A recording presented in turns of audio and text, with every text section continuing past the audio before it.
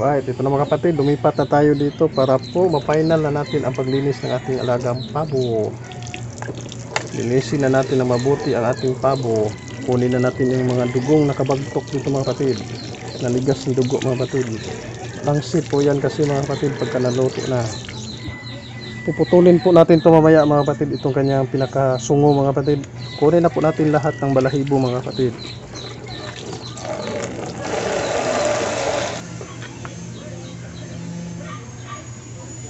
Ito po ang mga batang balahibo mga kapatid. Kailangan po itong kunin mga kapatid. Yan.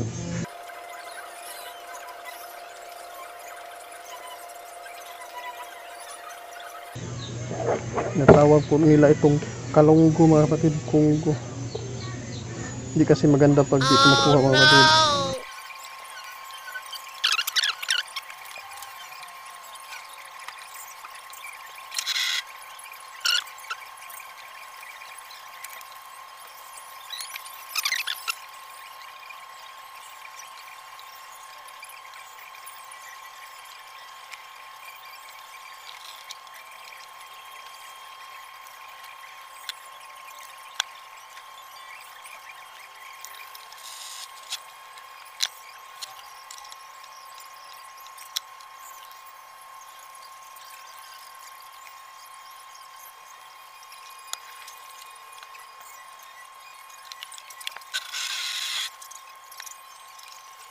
Ayan mga kapatid, nakuha na po natin lahat ng kanyang balahibo mga kapatid. Ang susunod natin mga kapatid, kukunin naman natin ang kanyang lamang loob mga kapatid. Dahil para po ito sa litson mga kapatid, kunting butas na po ang ating gagawin sa kanyang bandang puwit mga kapatid. Kukunin na po natin ito mga kapatid. Ito iiwan natin, isasama natin to. Ito lang po mga kapatid, kukunin na natin to. Yan. Kuha na po natin ang kanyang tuhak mga kapatid. Yan, kuha na po kayo sungo sa Bisaya mga kapatid, tuhak sa ibang term. Tapos po dito mga kapatid, bubutasan natin dito mga kapatid. Kukunin natin ang kanyang butsi mga kapatid. Taba po ang pabo mga kapatid. Pag mataba po mga kapatid, yan po ang makikita natin dito mga kapatid. Saka ito mga kapatid, bibirahay natin ito mga kapatid. Yan. Kuha na po ang kanyang pinakadila mga kapatid. Karugtong dito mga kapatid. Nandito banda mga kapatid. Ang gagawin natin dito mga kapatid, para hindi po masyadong lalaki ang butas dito mga kapatid, ang gawin natin mga kapatid,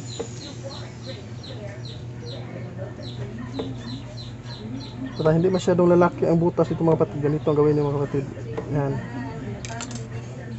Para hindi masyadong lalaki ang butas. Huwag niyo pong ganunin ang pagpasok sa inyong kamay mga kapatid. Dito po kayo sa ibaba mga kapatid para po hindi lalaki yung masyadong kanyang butas. Unahin muna natin dito sa kabila mga kapatid. Kunin muna natin yung kanyang butsi mga kapatid. Kailangan din ito ng kunting ingat dito mga kapatid dahil madali lang po ito mababasag mga kapatid.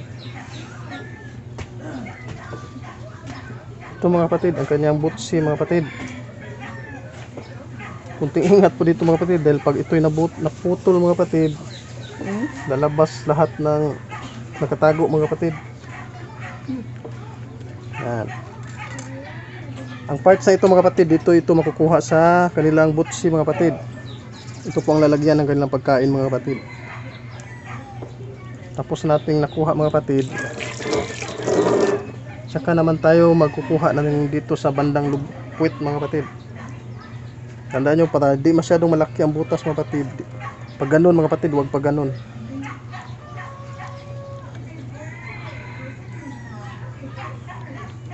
Dagdagan natin ng konti.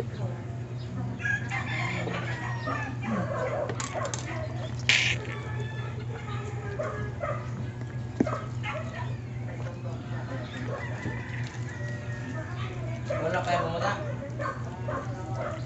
Wala.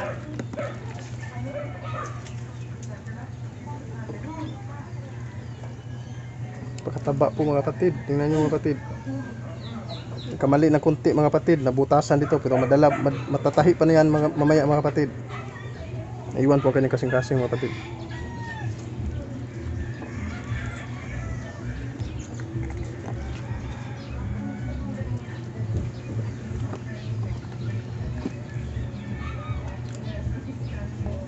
at ang itlog.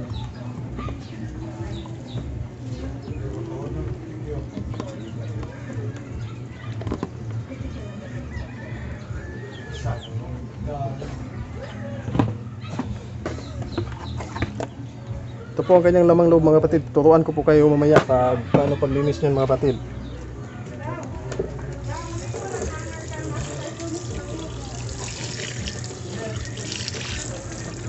Tandaan nyo po mga kapatid, kunin nyo po lahat ng dugo ng nasa loob ng kanyang katawan mga kapatid. Yan po ang nagbibigay langsa sa ating lulutuing pabo mga kapatid. Yan.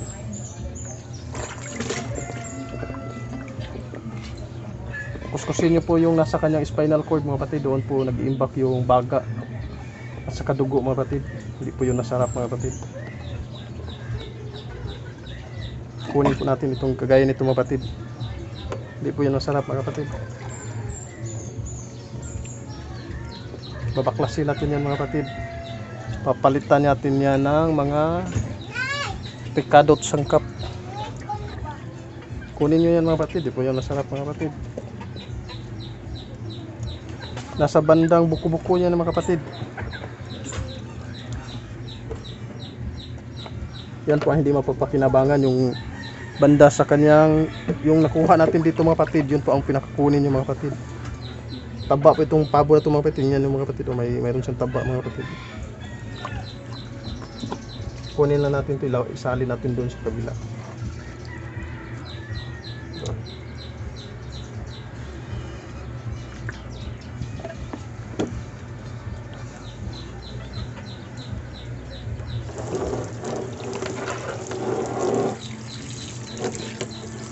Padaanan natin ng tubig para malinis. Yan na.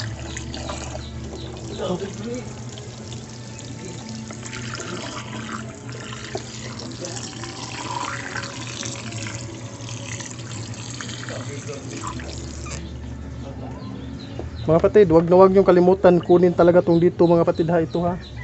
Ito. Wag na wag niyong kalimutan mga kapatid. Butsi yan mga kapatid. Pagkain yan. Dito nag-stock ang pinakapagkain nila mga kapatid.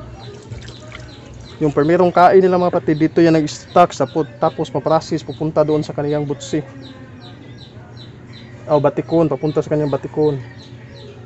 Yung matigas na kanyang laman mga kapatid. Okay, nagbara mga kapatid. Kunin natin.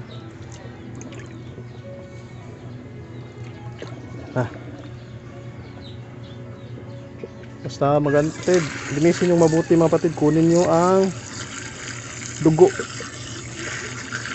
yung mga dugo mga kapatid. Yan po ang nagpapalangsa mga kapatid. Gaya niyan mga kapatid. Kita nyo ang laman mga kapatid. Yan. Papalitan natin yan mamaya ng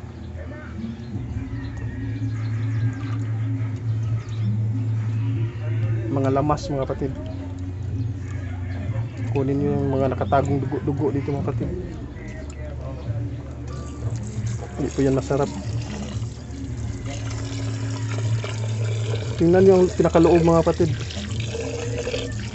Pag na sure na kayo na kita nyo na ang loob na wala ng dugo mga kapatid, yan, maganda na yan mga kapatid.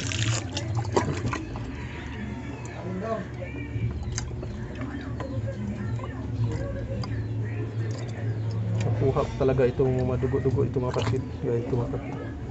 At saka yung kanyang baga mga kapatid. Para ang ating sauce mamaya mga kapatid, manunuot dito mga kapatid. Gagawin natin mamaya nito mga kapatid. Imamarinate natin ito ng isang gabi mga kapatid. Bukas pa natin ito lulutuin mga kapatid. Dito yung dyan yung makikita ang sarap ng inyong lulutuing litson.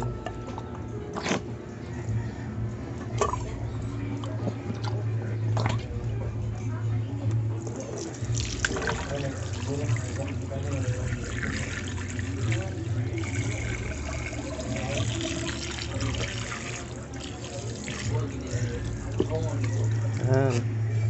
Silipin natin mga kapatid, baka may dugo pa. Wala na mga kapatid.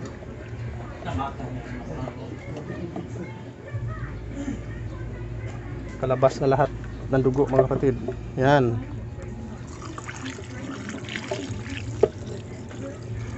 Padadaanan natin ng tubig mga kapatid. Yan, tumagos ng aking kamay mga kapatid.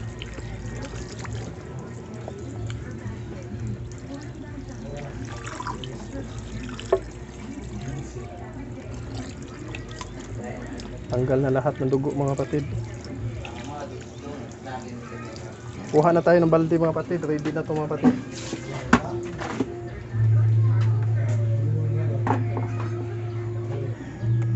Malinis na po natin mga kapatid.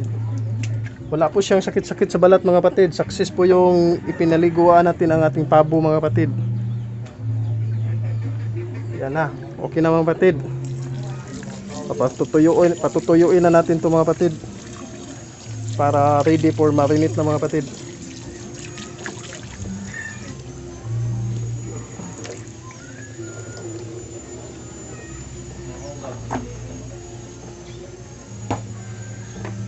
Tapos na mga kapatid. Dito naman tayo sa paglilinis ng lamang loob mga kapatid. Ito ang itatapon na natin mga kapatid. Yung pinakabutsin niya at saka kukunin na natin ang kanyang atay mga kapatid. Ito po mga kapatid, ingatan nyo po hindi mabasag itong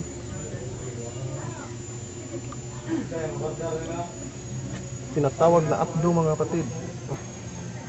Itong kulay green mga kapatid, apdo po ito mga kapatid. Pula po natin mga kapatid. Ito, gamitin natin ito para pang luto niya mamaya.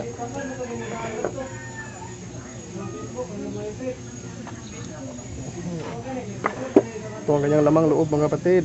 Kanyang atay, itlog, kasama pang itlog lalaki kasi ito mga kapatid. Tapo na yan mga kapatid. Ito po ang kanyang pinaka-atay mga kapatid. Tapos ito, i-adobo natin ito mamaya. Diyan ka. Ito ang kanyang baga. Ganyan.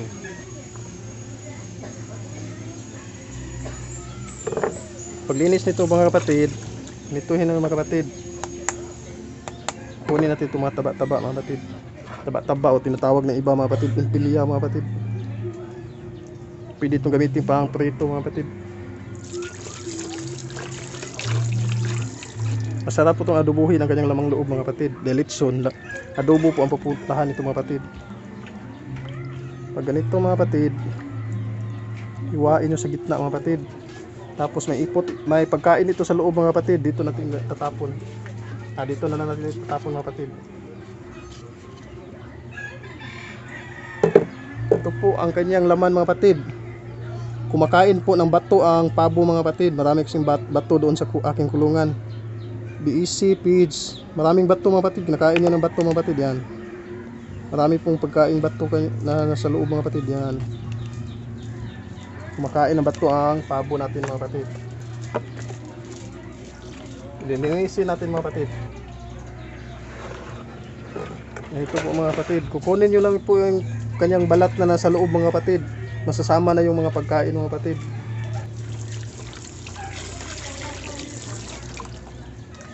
Yan.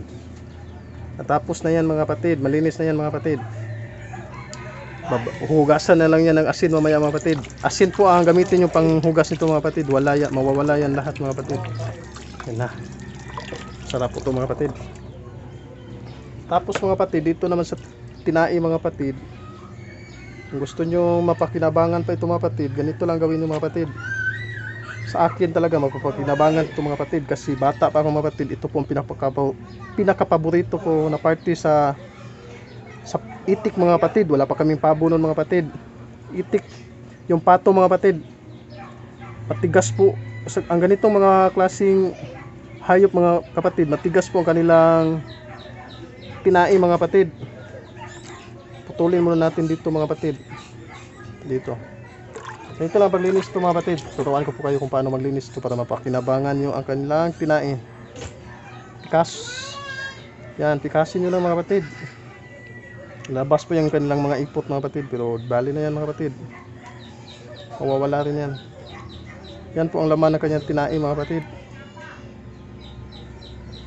Mayroon din itong large intestine, small intestine mga kapatid. Ang kanyang large intestine mga kapatid, yung papunta na sa kanyang puwit mga kapatid.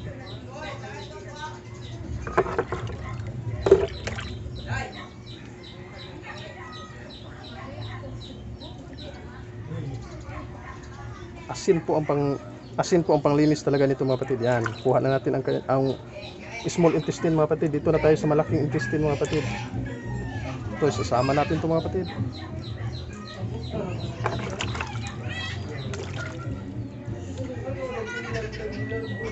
Dito na tayo sa large intestine mga kapatid. Papunta na sa kanyang puwit mga kapatid. Ito, dahil malaki ito.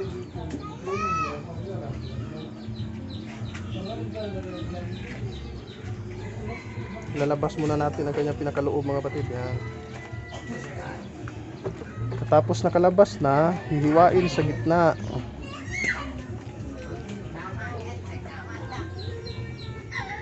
Yan.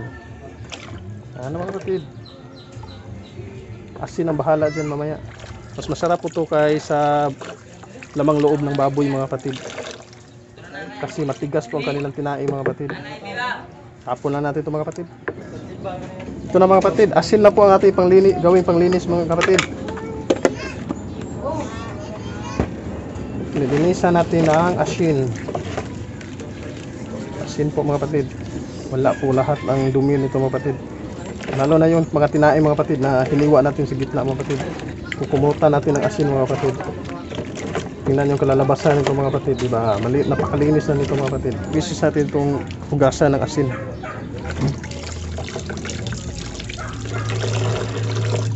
Lah, natinik pala, may tinik sa butsi ang pabong ito mga kapatid, no? May parang nylon mga kapatid. Dito dito tumama mga kapatid, dito ko na nabunot mga kapatid. Padung kulon cancer ng pabuha mga kapatid. Buti na lang naihaw agad. Ito mga kapatid. Subukan natin kunin mga kapatid. Kumakain kasi sila ng bato mga kapatid.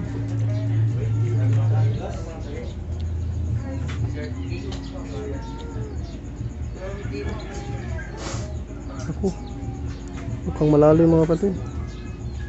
Ayun, kuha na. Nakapasok ang parang maliit na lambre mga kapatid. Yan. Yun ang kanyang butsi mga kapatid. Ito yung ang kanyang mga tinae na nilinis natin. Isa-isahay natin mga kapatid.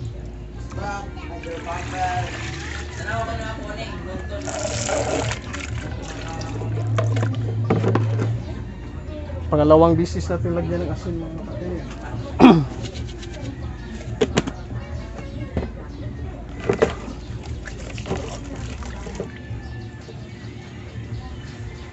Pangalawang bisis mga kapatid, isa-isahin na natin mga kapatid. Titingnan na natin mga kapatid kung baka may nakadikit pang kakaibang nilalang dyan mga kapatid.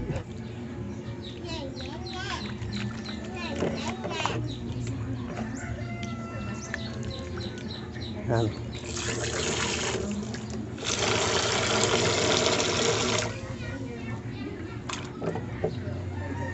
Mga kapatid, ready na natin para adubuhin natin mamaya. Mantika at saka sili lang katapat yan mga kapatid. Asin saka asin.